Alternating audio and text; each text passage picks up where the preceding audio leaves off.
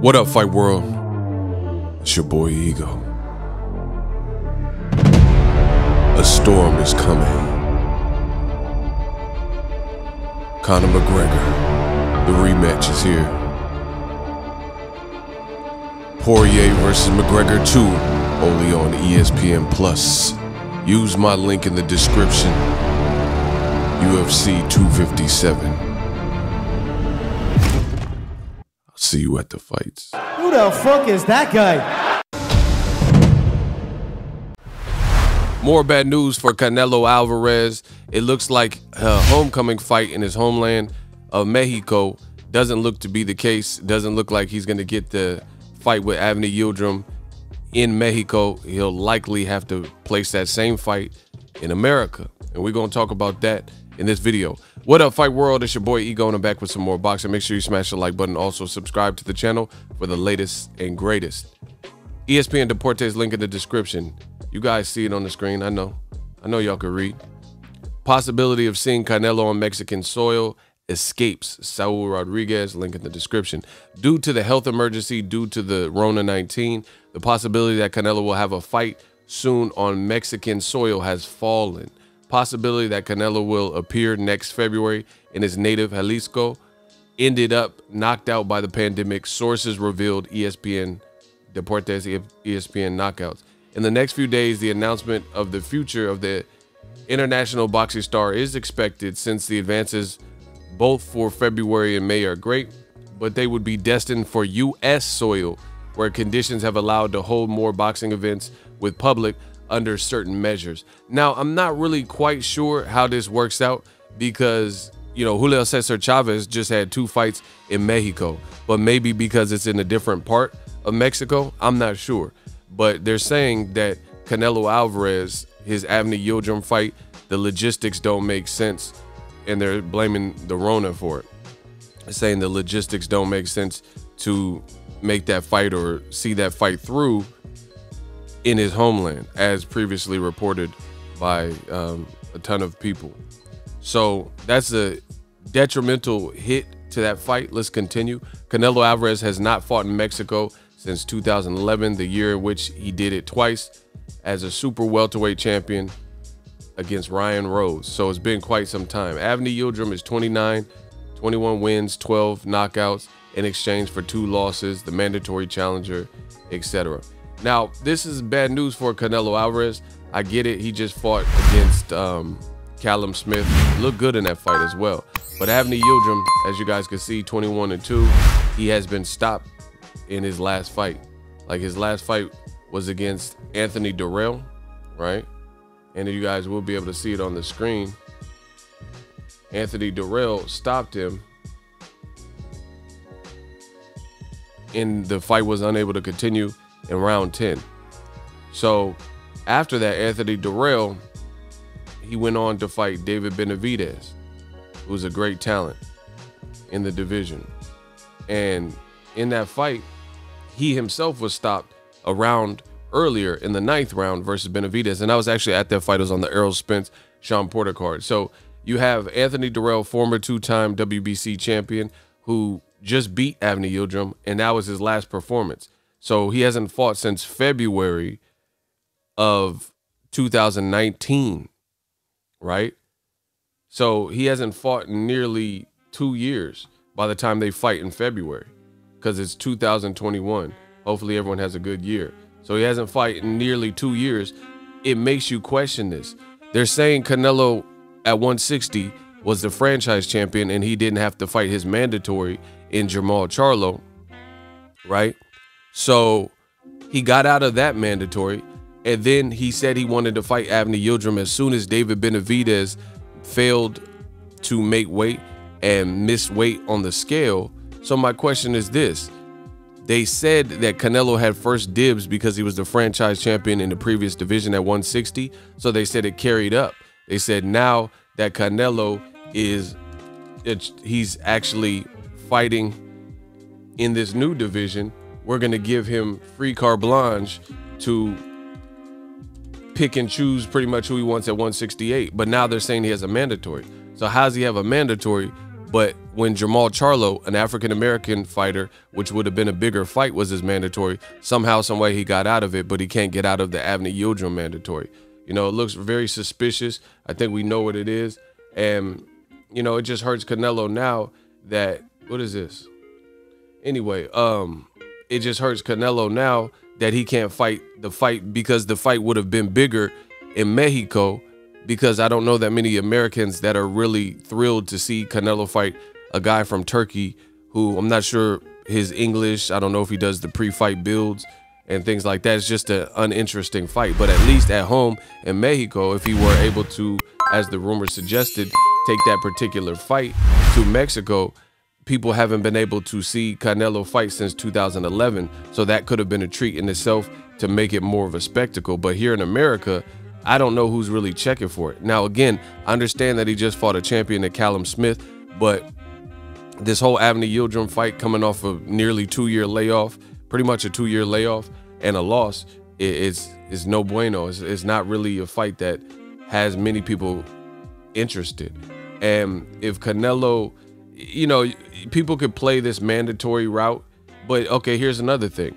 So since people are so hype on mandatories, then Ryan Garcia needs to fight Devin Haney because that's his mandatory. But you see Canelo's stablemate not calling out Devin Haney as frequently, with the same level of frequency as he's calling out Gervonta Tank Davis. But hey, I thought boxing fans were all about mandatories. So as you guys can see, fight fans pick and choose when they want to follow the rules, right? When Golovkin wants to fight Dominique Wade or Camille Sesmeta, uninteresting fights with unheralded names, you hear a lot of people in support of those fights from old media saying, hey, he got to fight this guy. You know, he must do it. But then when Charlo fights against Derevyanchenko, who's his mandatory, I don't see the same people giving a lot of praise to Charlo for taking on not only a mandatory, but a super dangerous mandatory. You know, the way Canelo looked versus Callum Smith, I don't know any person in the world of boxing that not only would see, in boxing, you can't pick based on animosity or emotion. So I don't know anyone in their right mind after seeing this fight with Canelo and damn near, but Canelo and Callum Smith, that would have the audacity to pick Avni Yildirim coming off a loss where he was stopped and he hasn't fought in 2 years, nor does he have the skill of Canelo or the notoriety of Canelo, no matter where the fight happens, if it takes place in Mexico or America. And Canelo just fought in December. Meanwhile, his opponent hasn't fought since 2019, and we're clear into 2021. In addition, Canelo already has experience with this guy, right? And that was as a sparring partner. He brought him in as a sparring partner. So not only is it a one-sided fight that's uninteresting, it's also a fight where, you know, there's no twists and turns. I promise you Canelo's going to beat Avni Yildirim. And anybody who suggests that it's a great fight, I seen the WBC, they said, oh, people are sleeping on Avni Yildirim. Okay, tell Mauricio Suleiman to put some money on Avni Yildirim. I'll make a bet with Mauricio Suleiman. I'm picking Canelo, easy work, and you pick, and Mauricio Suleiman, since he has so much faith in Avni Yildirim, he can bet me. And we'll bet a couple racks, right?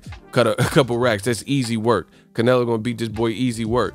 But that's what they're doing. The WBC is giving Canelo every pardon, every excuse, every opportunity to have whatever course that he wants in boxing, instead of just saying, hey, Canelo, we need you to fight some of the best names in the division. What about David Benavidez? What about Jamal Charlo? They're adding belts to fights like Callum Smith. Callum Smith was the WBC Diamond Champion from the World Boxing Super Series. But realistically, he should have lost his last fight right before Canelo against John Ryder. That's why when Callum Smith fought John Ryder, he was booed in his hometown. The reason they booed him is because they were fair fans that thought he lost. So the walls are closing in. We see all the games and the strategy. But the WBC said, hey, we're going to sweeten the pot.